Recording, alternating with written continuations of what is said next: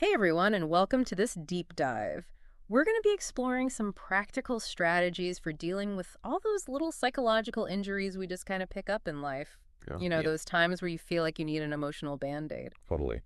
Well, today we're dissecting Emotional First Aid by Guy Winch. Okay.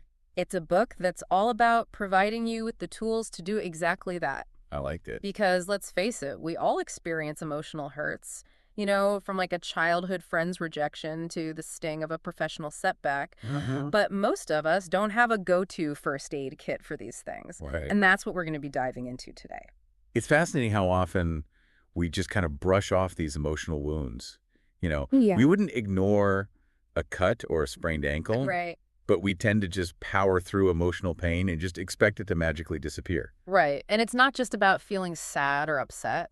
Yeah. Like rejection, for example, Mhm. is something we've all encountered. But did you know that it actually triggers the same pain pathways in the brain as a physical injury? It's not just a metaphor. Seriously. Yes, studies using fMRI scans show that the same areas of the brain light up when we experience social rejection Oh, wow. as when we experience physical pain. That's crazy. This explains why rejection can feel so intensely visceral, Yeah. impacting everything from our mood and motivation to even our physical health. It's wild to think that a social snub can have such a profound biological impact. Right.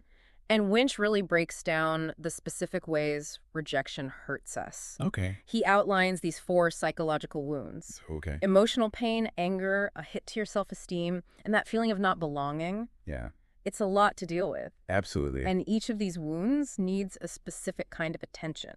Right. Winch suggests actively countering self-criticism with positive affirmations, reminding yourself of past achievements to boost self-worth, and importantly, reaching out to your support network to counter that feeling of isolation. I like that. Speaking of which, I tried one of Winch's techniques called desensitization, Okay. and it's been a game changer. Really? Yeah, the idea is to expose yourself to rejection in small, manageable doses to kind of build up resilience. Okay. I started with practicing saying no to minor requests, Mm. and it actually helped me become more assertive in bigger situations without feeling like I was going to completely unravel. That's a brilliant strategy, and it's actually based on the same principles as exposure therapy used for phobias. Oh, interesting. You're essentially training your brain to handle rejection more effectively over time, Yeah. kind of like building up your emotional muscles. Yeah, and the more I thought about it, the more it made sense. Uh, I mean, think about how much anxiety we can avoid in life if we can just get comfortable with hearing no every now and then. Exactly, and it ties into the next topic, loneliness. Yeah. In today's hyper-connected world, it might seem counterintuitive, Yeah. but loneliness is a growing epidemic with serious consequences for our well-being. Yeah. It's as detrimental to your health as smoking 15 cigarettes a day. Wait, seriously? Loneliness is that bad for you? Unfortunately, yes. Wow. Studies have linked chronic loneliness to increased stress, inflammation, a weakened immune system, and even a higher risk of heart disease and cognitive decline. Wow. I knew it was bad, but I had no idea it was on par with smoking. It's not just about feeling sad. Yeah. It's a genuine public health concern. Wow, that's mind-blowing. And what's even more fascinating is that loneliness can be contagious. Contagious, like a cold. How does that even work? Well, it's not a virus, of course, Right. but it spreads through social networks. Oh, interesting. When someone is chronically lonely, they tend to withdraw, Uh-huh. become less emotionally available, Right. and even more critical of others. And this pushes people away, perpetuating their own loneliness and potentially spreading it to those around them. So it's like this negative feedback loop. Exactly. But with so many ways to connect these days, it seems odd that loneliness is such a big problem. Well, it's a bit of a paradox. We Yeah. have all these digital tools to connect, Right. but many people are lacking those deep, meaningful connections that truly combat loneliness. Yeah. It's not just about the quantity of relationships, Uh-huh. but the quality. That makes total sense. You can have thousands of followers online Yeah. and still feel incredibly lonely. Right. And Winch offers some practical tips to counter this. Okay. He talks about the importance of actively challenging negative thoughts that contribute to loneliness, practicing empathy to connect better with others, Okay. and even the surprising suggestion of getting a pet. Wait, getting a pet can help with loneliness. It might sound simple, Yeah. but the companionship, routine, and unconditional love a pet provides can make a significant difference. Yeah, It gives you a sense of purpose and connection that can counteract the isolation many people feel. I never thought about it that way, but it makes sense. Yeah. Speaking of heavy stuff, let's talk about loss and trauma.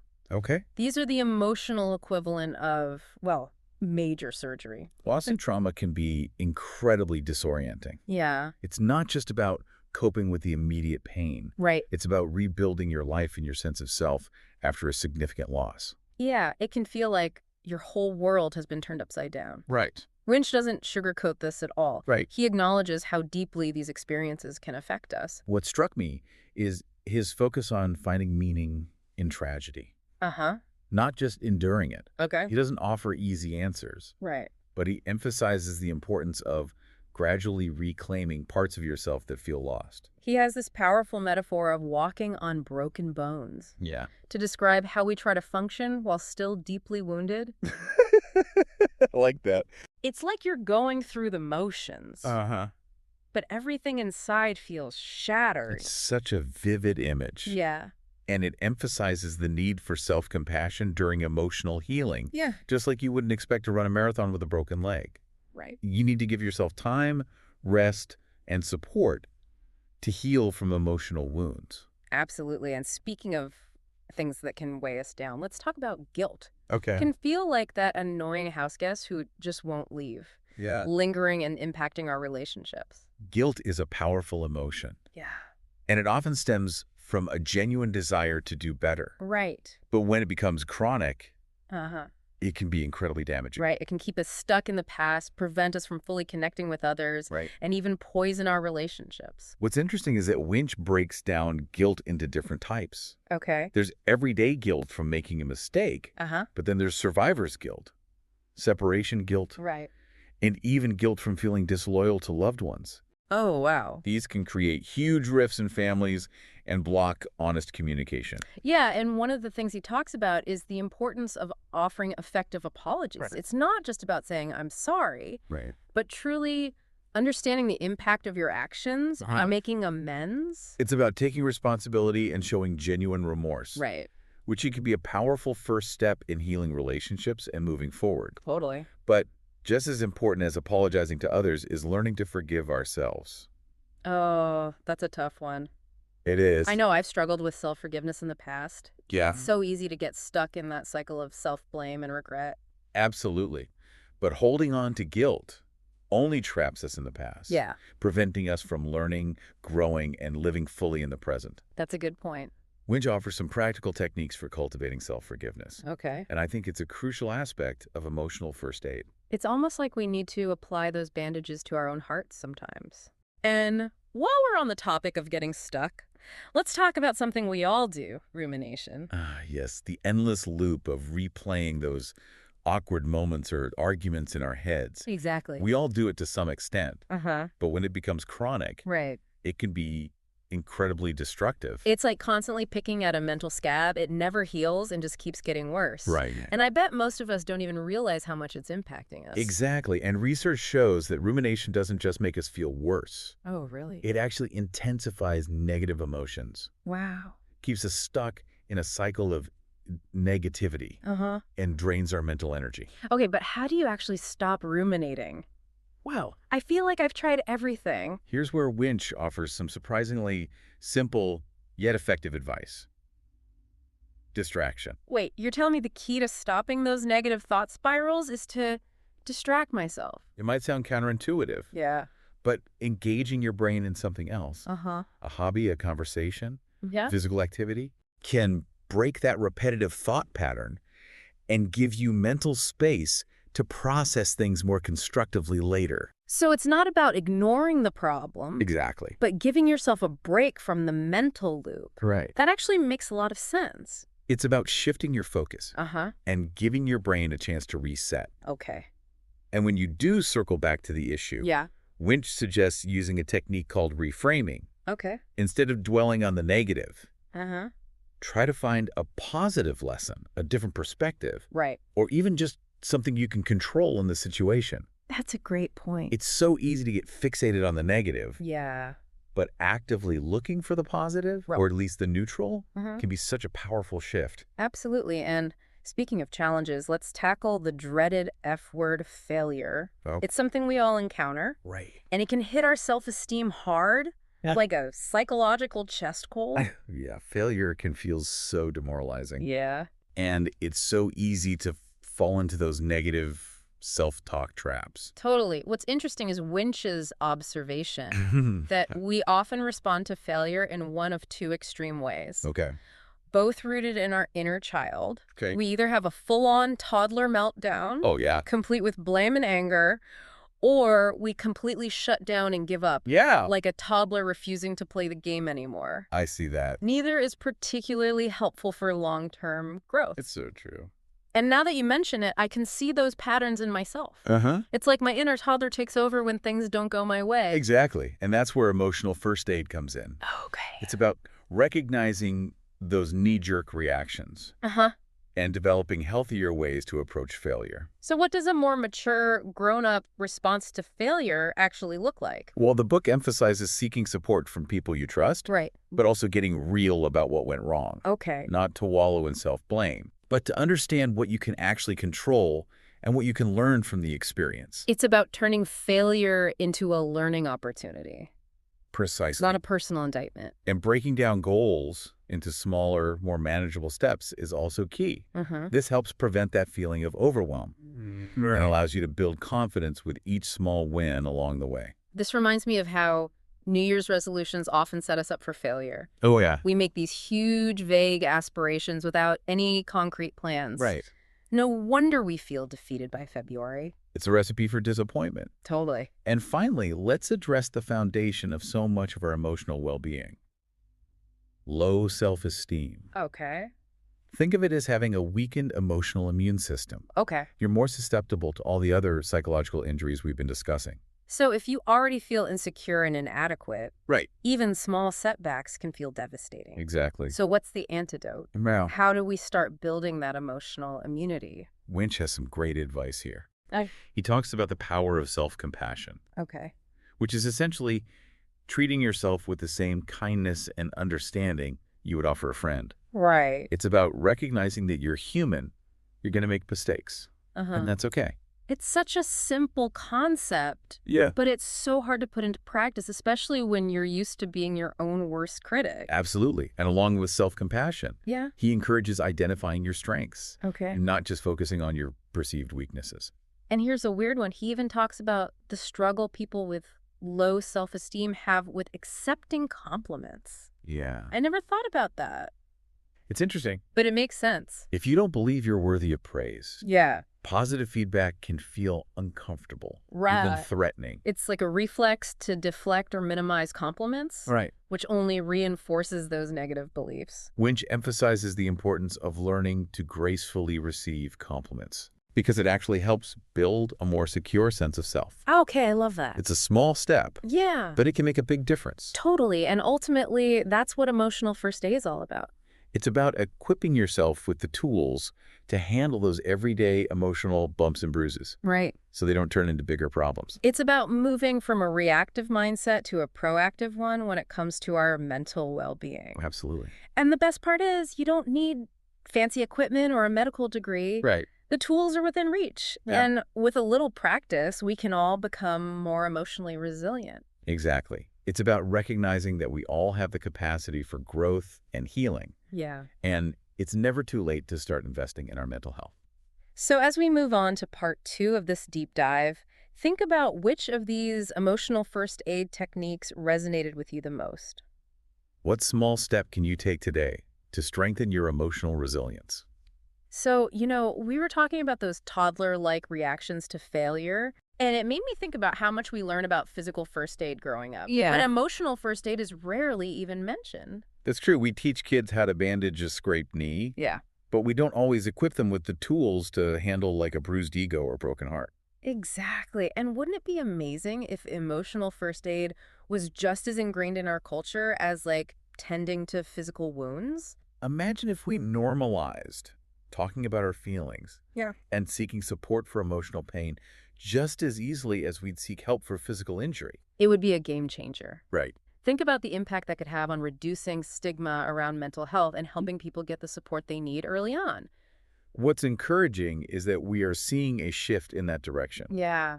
Like, books like Emotional First Aid are becoming increasingly popular, Uh-huh. and there's growing awareness of the importance of mental well-being. Winch actually talks about this in the book. Right. He envisions a future where mental health is treated with the same urgency and importance as physical health. It's a powerful vision. Imagine a world where mental health checkups are as routine as physical checkups, Right. where emotional first aid is taught in schools, and where seeking support for emotional struggles is seen as a sign of strength, not weakness. I love that. Right. It's about creating a culture where we prioritize taking care of our minds just as much as we prioritize taking care of our bodies. And it's not just about preventing serious mental health issues. Uh-huh. It's about equipping everyone with the tools to handle the everyday emotional ups and downs that are simply part of being human. Absolutely, because let's face it, life is messy and unpredictable. It is. We're all going to experience rejection, disappointment, loss, and setbacks at some point. It's not about avoiding those experiences, but about learning to navigate them in a way that promotes resilience and growth. And that's where emotional first aid really shines. Uh-huh. Winch provides concrete, actionable strategies that we can start using today. What I appreciate is that he doesn't oversimplify things or offer empty platitudes. He acknowledges that emotional healing takes time and effort, and he emphasizes the importance of self-compassion throughout the process. He also highlights the limitations of self-help. Yes. There are times when professional support is crucial, Ah. and he's clear about when to reach out for additional help. It's about having a balanced approach. Right. We can equip ourselves with these emotional first aid tools, Yeah. but we also need to know when to call in the experts, just like we would with a physical injury. So as we move towards the final part of our deep dive, let's reflect on what we've learned so far. Okay. We've explored the science behind common emotional injuries, Uh-huh. uncovered the hidden costs of neglecting our mental well-being, and discovered practical strategies for cultivating emotional resilience. And most importantly, we've learned that we have more control over our emotional well-being than we might realize. Absolutely. We don't have to be passive victims of our circumstances. We can actively choose to equip ourselves with the tools and knowledge to navigate life's challenges with greater strength, clarity, and compassion. So as we transition to part 3, Okay. I'd like you to consider this. What's one specific area where you feel you could benefit from applying the principles of emotional first aid? Is it learning to handle rejection with more grace? Yeah. Or maybe it's cultivating greater self-compassion when you make mistakes. Right. Perhaps it's about strengthening your support network to combat loneliness. Whatever it is, remember that even small steps can make a big difference. Yeah. And you don't have to do it all at once. Choose one area, one strategy, Right. and focus on putting it into practice. It's about making a conscious commitment to prioritize your emotional well-being. And as you do that, remember that we're here to support you on this journey. You know, it's really amazing how much we've been able to unpack in this deep dive. It is. It's like we've taken a journey through this whole landscape of emotional well-being. And it's a journey we all take, whether we're really conscious of it or not. Yeah. But I think the key takeaway here is that we have so much more agency than we might realize. Right. We can actually learn to navigate those emotional twists and turns with, greater skill and resilience. Absolutely. It's not about avoiding all those bumps in the road, Right. but learning how to kind of handle them in a way that doesn't leave you just feeling completely wrecked. Exactly. And emotional first aid provides a fantastic roadmap for that journey. It does. What sets it apart for me is that Winch doesn't just offer these abstract concepts. Yeah. He gives you concrete tools, exercises, real-world examples Right.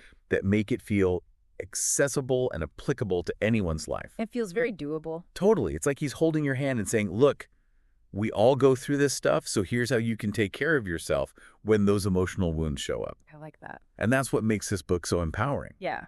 It's not about achieving this unattainable level of emotional perfection. Right. It's about developing those practical skills to manage those everyday struggles. To build resilience and just move forward with greater confidence. It's about recognizing that we all have the capacity for growth and healing no matter where we're starting from. Totally. And I think that's a really hopeful message. It is. It's never too late to start investing in your mental health and equipping yourself with these emotional first aid tools. Absolutely. So as we kind of wrap up this deep dive, Yeah. I'm really left with this sense of possibility. It's like we've opened a door to this whole new way of thinking about emotional well-being. And the beauty is that you can walk through that door at your own pace. Yeah. You don't have to do it all at once. Right. Start with one small step, Yeah. one technique that really resonates with you, Uh-huh. and build from there. Maybe it's practicing self-compassion the next time you make a mistake. Or reaching out to a friend when you're feeling overwhelmed. Or even just noticing those negative thought patterns and choosing to interrupt them. Yeah, whatever it is, remember that you are not alone on this journey. Yeah. There's a whole community of people, including us, who are cheering you on and supporting you every step of the way. So as we conclude this exploration of emotional first aid, we really hope you feel equipped with the knowledge and inspiration to start taking care of your mental well-being with the same care and attention you give to your physical health. Yeah, Remember, you deserve to feel good, both inside and out. absolutely. And with the tools you've gained in this deep dive, you are well on your way to creating a more resilient, fulfilling, and emotionally healthy life.